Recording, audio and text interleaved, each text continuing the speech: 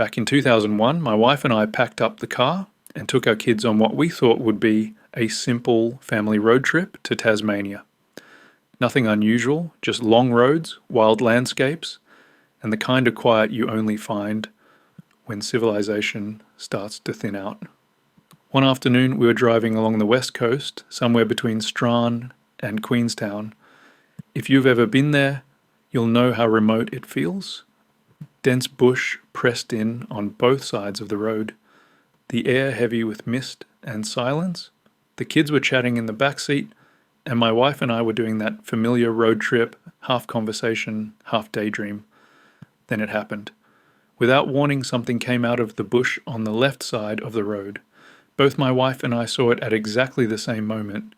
A dog-like animal burst from the trees, crossed the road in front of us, and in a single, powerful leap, launched itself up the embankment on the other side, at least 2, maybe 2.5 meters high.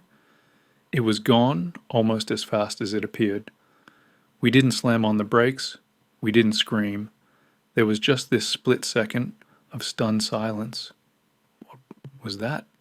one of us finally said. The entire encounter lasted only a few seconds, and it was too far away and too quick for us to make out fine details. But here's the thing. We both knew instantly what it wasn't. It wasn't a feral cat. It was far too large. It wasn't a dog. The movement was wrong. Too smooth. Too powerful. And no dog we'd ever seen could clear an embankment like that in a single leap. We kept driving, but the mood in the car had changed completely. My wife and I talked it over again and again, replaying the moment in our heads, questioning ourselves, trying to come up with a logical explanation. But no matter how much we tried to rationalize it, nothing quite fit. And that's when the unthinkable thought crept in.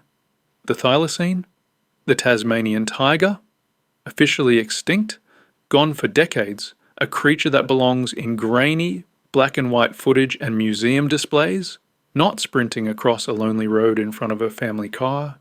I've had 20 plus years to doubt myself, to convince myself it was something else, to chalk it up to imagination or coincidence. But here's the truth. Until my dying day, I am convinced that what my wife and I saw on that road in Tasmania was a thylacine. We both saw it. We both remember it, and neither of us has ever forgotten it. True story.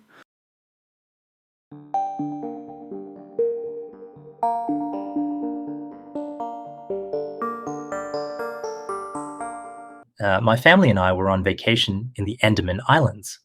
My mum, my younger brother, and I had traveled to Port Blair, and one day we joined a boat tour to explore the surrounding waters.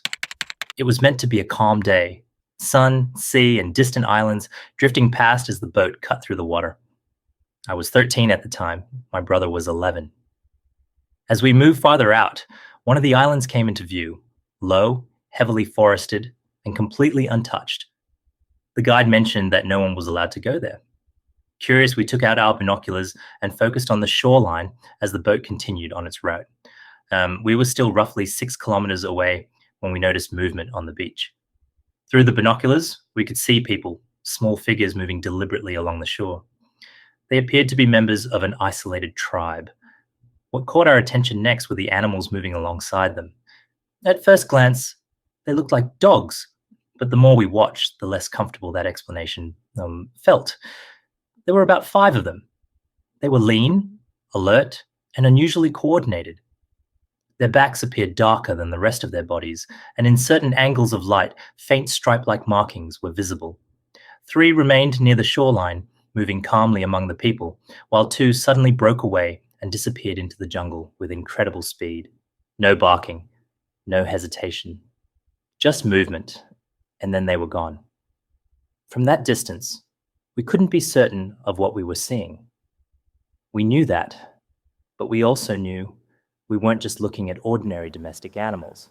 The shapes, the behavior, and the markings didn't line up with anything familiar. What made the moment linger wasn't fear, it was the setting. North Sentinel Island is one of the most restricted places on Earth. Its people are fiercely protective, and no one is allowed to step foot there. Whatever lives on that island, human or animal, has remained isolated for thousands of years, untouched by the modern world. That isolation changes what's possible. To this day, I believe those animals weren't dogs at all, but something far rarer, something that has survived simply because no one has ever been able to look closely enough. And the unsettling truth is this: we will probably never know for sure. The island is closed. The jungle is impenetrable. And whatever moves beneath that canopy will remain hidden, seen only from a distance, through binoculars, across open water. But I know what I saw, and I still think about it.